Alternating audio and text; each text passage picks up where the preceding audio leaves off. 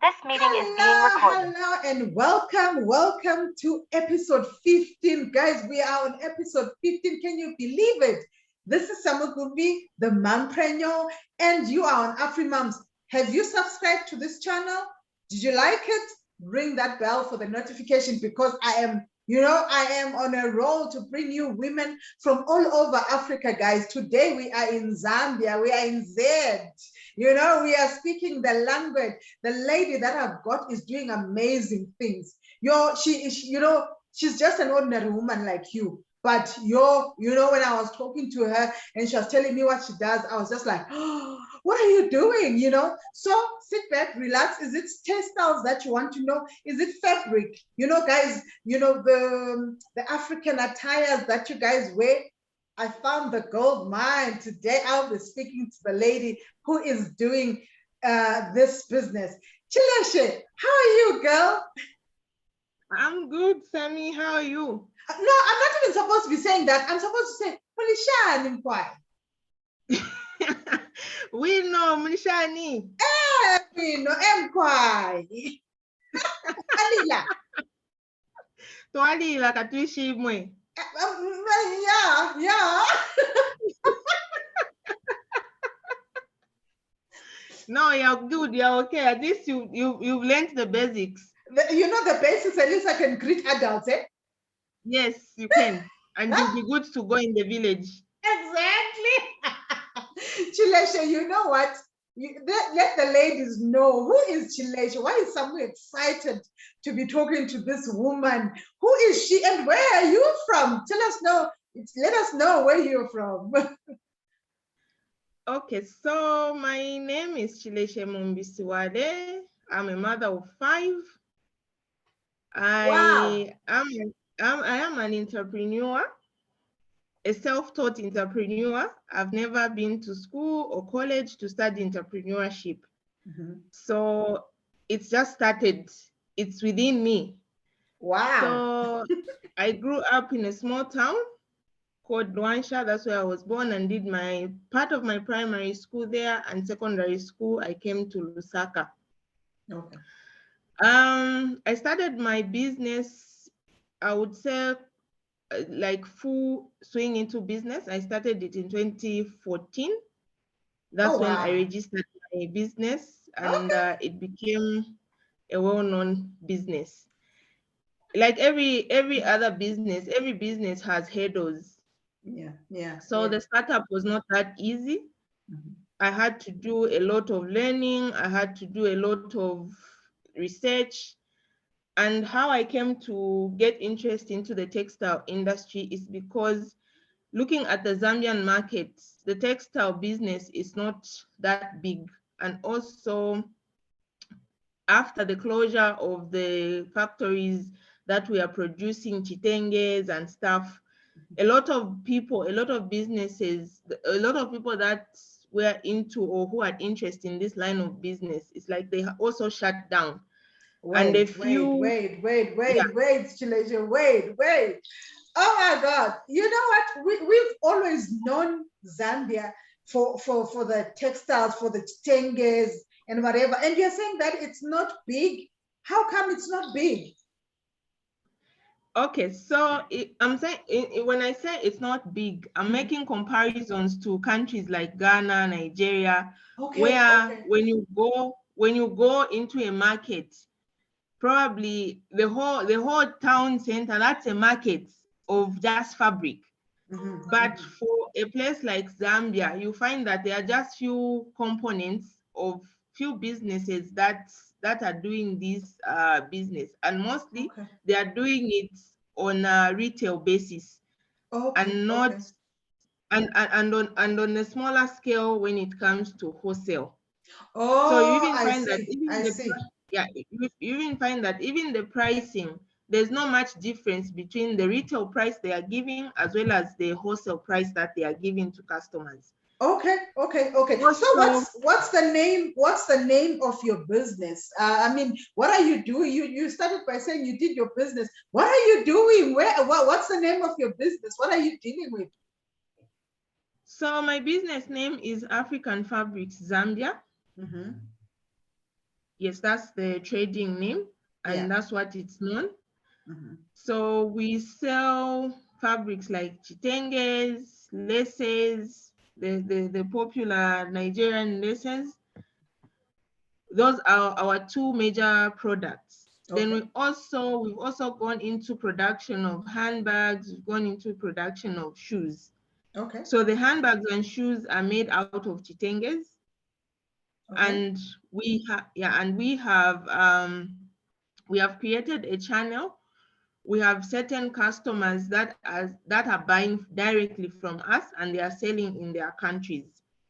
So on the Zambian market, we don't really have a larger scale for the shoes and bags, but mostly we export. You're exporting that. So we are exporting these products to other countries that have a very big market for them or a very big demand for them. Okay. Yeah. Chileshe, let me understand, because already you are in this big market, you are now manufacturing. But how did you start? I mean, you are a mom like me, and you said you're a mom of 5. I'm a mom of 3. How did you start this business? How did it come about? Where you said you didn't go to school to be taught about this. How then did this develop? Where did it come from? Okay, so like I would borrow a saying which says that it's a Bemba phrase which says insala ipela mano, like hunger gives you wisdom to do things. Okay. So I was working I was in full-time employment working. By the way, I'm an HR practitioner by profession. Okay. So I was in full-time employment. Then I was not happy with my salary and I needed to make extra income. So my thoughts were around, how do I make this extra income, or how do I survive? And then I had I had three children then. So I was like, how do I survive with my small salary plus the kids and other things that I just needed to do? So lucky enough, there was a man from Congo DRC who used to like sell fabric in offices. He would bring fabric to our office, people would buy, they would get, then he would come at month end to collect his money and stuff. So what I did, I decided to gather courage, and I approached him. I said, you know what? Every time when it's month end, you have to travel all the way from Congo DRC to come and collect your money.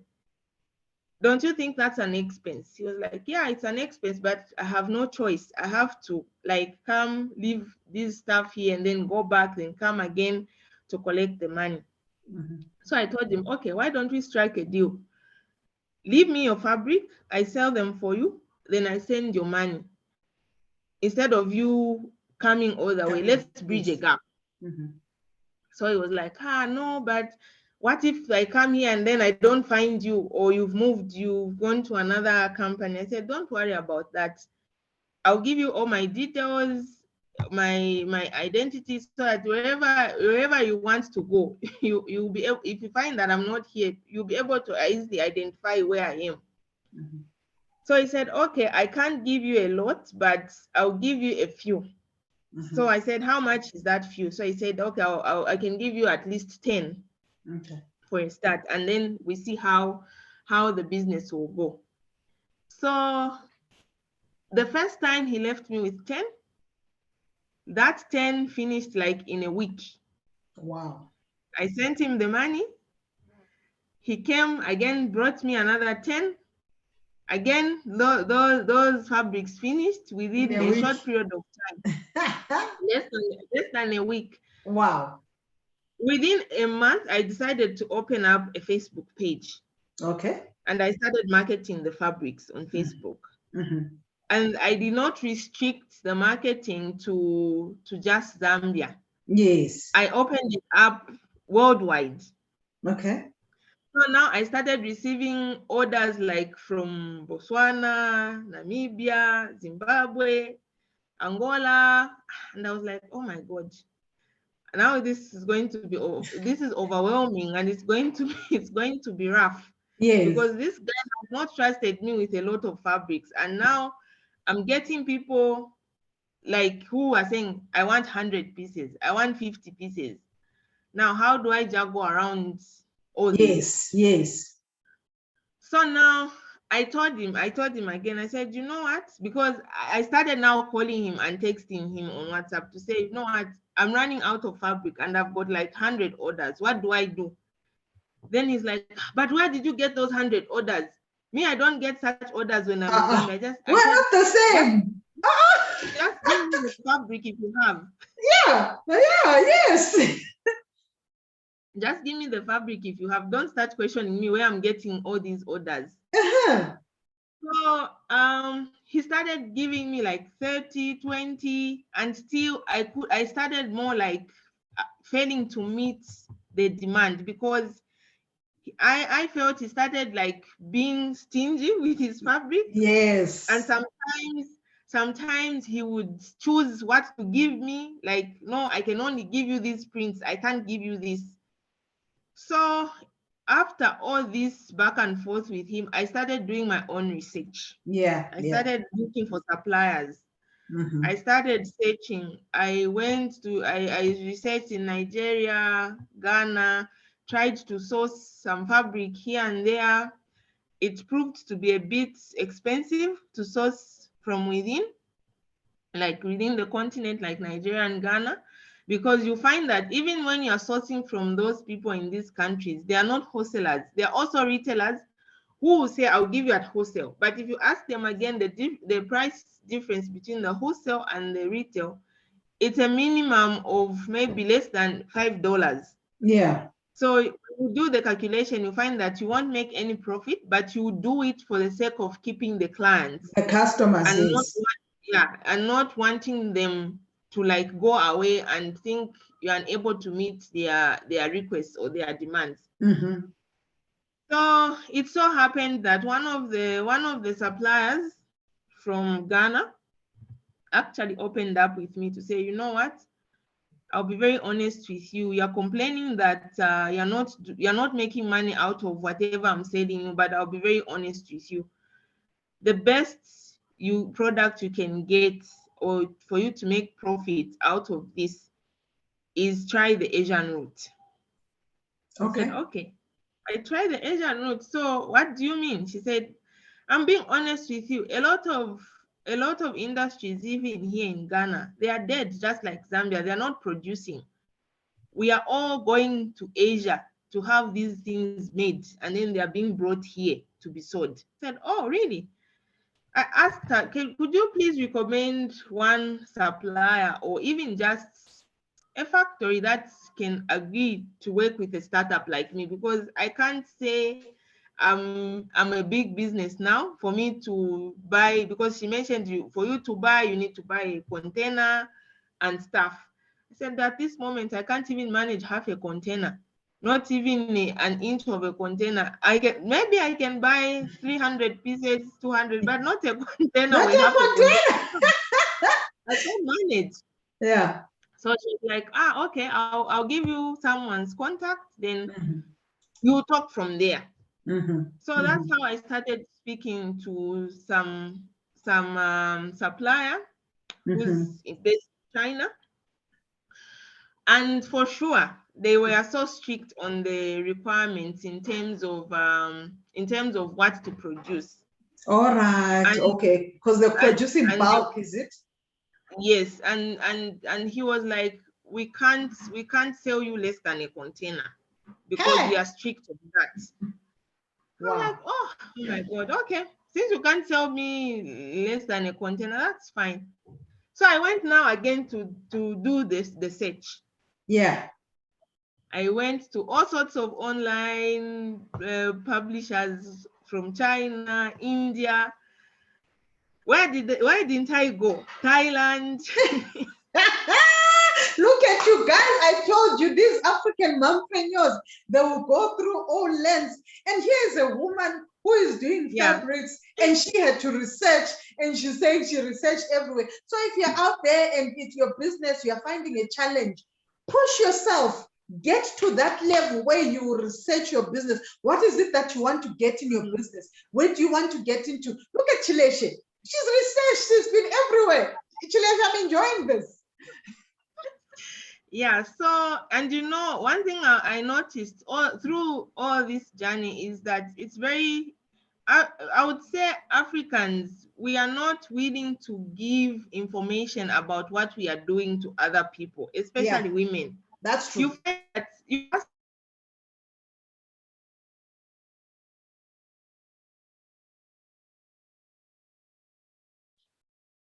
in this business, they'll tell you, will you manage? Honest, I was very proud and happy that paying her a lot of money, and yet on my end, I'm not getting enough.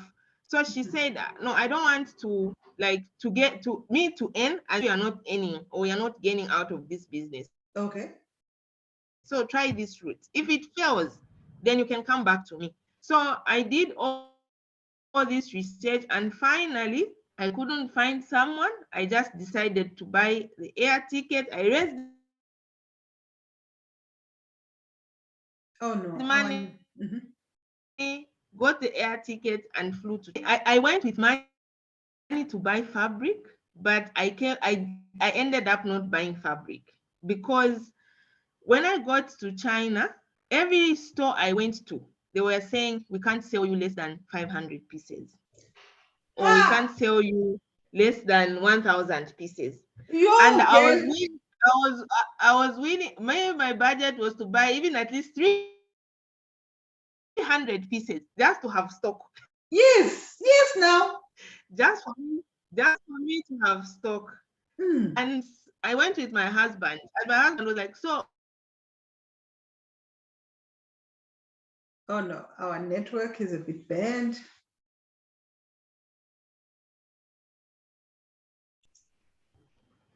This meeting is being recorded. So Chileshe, how was your journey then to China? You went with your husband and they're saying 500 items, 1,000 items. How did that go?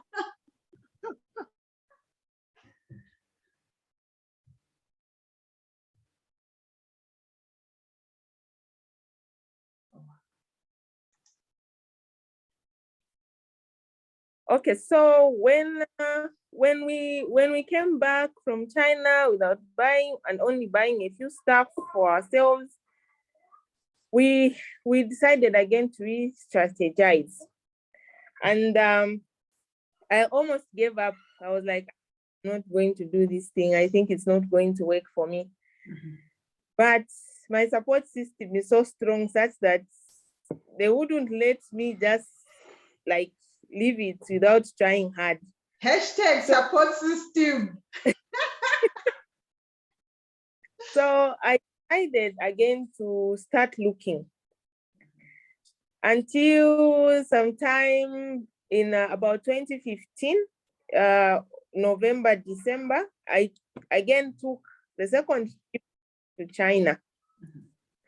I said, I have to go back. So we went back again with my husband.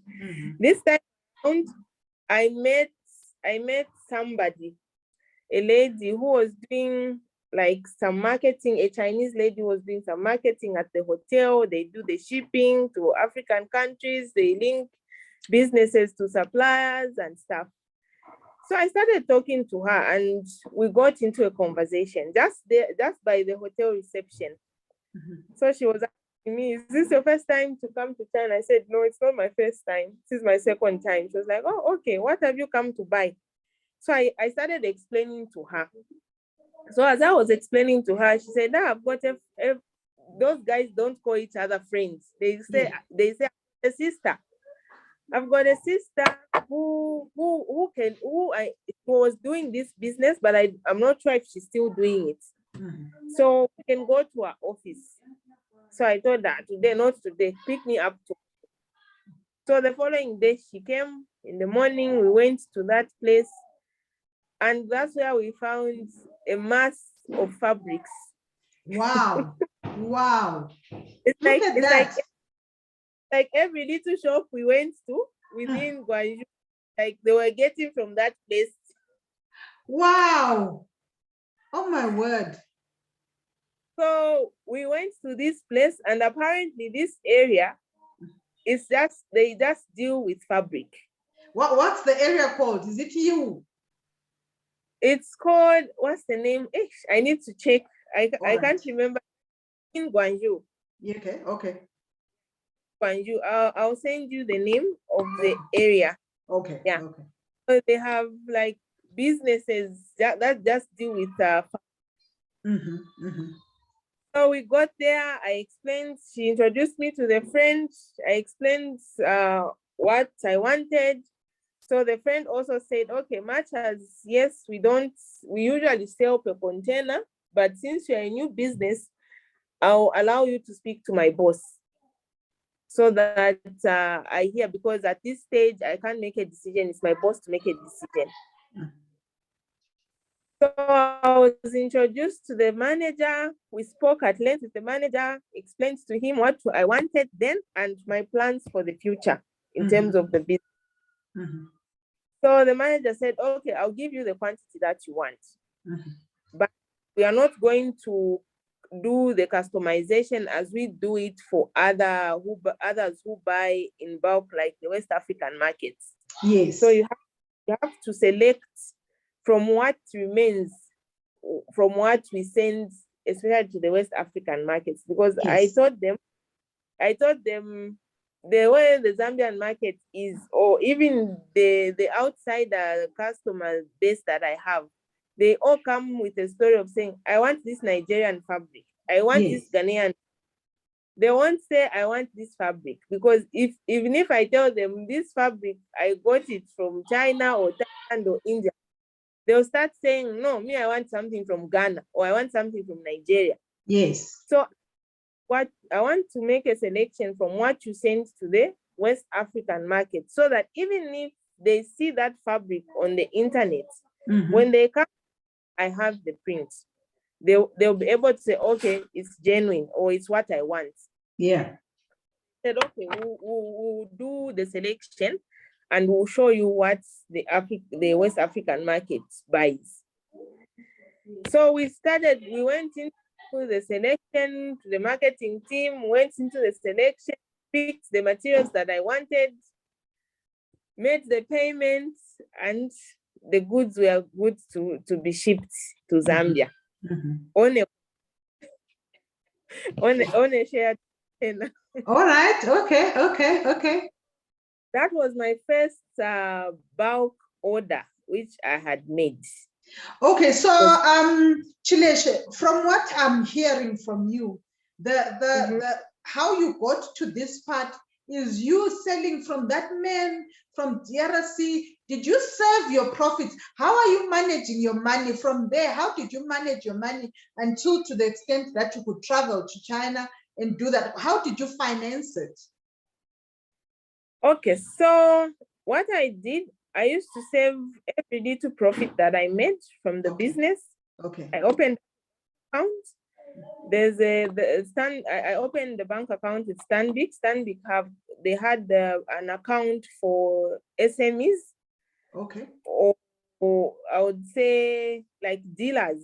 Yes. And they call that bank account called the Tamanga account, like around accounts. Yes. The account I had opened, and that's where all my profits were going. All right. In terms of I had applied for a loan on top of the capital and the profits that I had raised. Because I got the information from the research I was doing, and now the second trip to China, my focus was either to buy even like half a container, because it's like everyone wants me to buy half a container or a full container. So my focus had shifted, because I now sure that I raised enough money to make sure that whatever demands they will say, even if I have to negotiate, at least it will make reasonable sense to the supplier to say, okay, this person is really serious. Even if they are not managing the MOQ we want, at least we can meet somewhere reasonable. Yeah. So top of the money I had saved and raised, I had to apply for a loan from the bank of I was financed, though I was not financed the actual amount that I wanted. They had to it because of the risk that was associated with it. They were saying no, because it's like we are order financing you, but much as you have part of the money, we can't give you the whole amount that you want. So we'll give you in half of what you want. I said it's fine. So they gave that money. Oh wow. I managed to buy, at least instead of the 500 or less that I wanted to buy, I managed to buy 1,500 fabrics for that particular trip. Okay. I see. So let's fast forward because our time is running out. But let's fast forward to now. Now you told me that now you are like a wholesaler. You're no longer like retailing. How are you doing it? Like, let's say we've got a lady that is watching from Zambia, a lady watching from maybe Zimbabwe, from Mozambique, and they want to stock from you and sell for themselves. How are you doing that process? Okay, so we have a distributorship program that we've put in place. Okay. So one is interested in buying from us at wholesale. They have to fill out a form to become our distributor.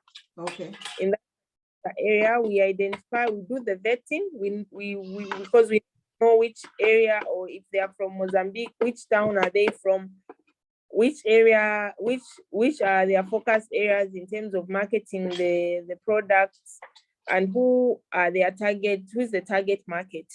Because again, the target market is very important for us, because we are able to advise like what type of material you can get from us. Because honestly, you can't say my target market is within the community I live. And let's say if that community is an average community, probably that person cannot take the less materials to that community. Yes. Because the less material is quite on the higher side in terms of selling. And most of the people that use it are these prestige people. So we always give that advice. And once that vetting is done, we do the authorization, which is done on our part. We send the form together with the agreement to the customer.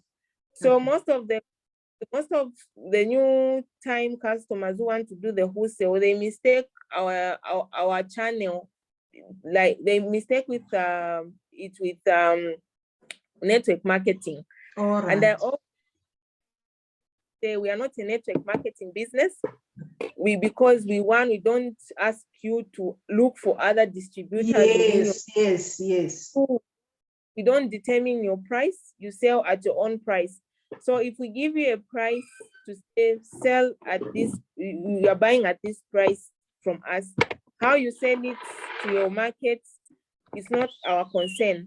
Our concern is for us to help you, so that even when customers from that particular country come to us to say, I want to buy, we always tell them, say, go to this, we have a distributor in your area, buy this. Because we have customers who say, I want wholesale, and yet they want only 10 pieces. And yet our wholesale order quantity is a bale, and the bale is about 100 pieces. Okay. So we don't 100 pieces. Okay, so your MOQ is 100. Yes. Okay. Though my marketing team and the distributorship team, they consider certain customers, because there are certain customers who say, no, I want to start, I'm just starting. And I've always told them to say, I was given an opportunity when I never had a chance to. Yes. So don't chase away everyone.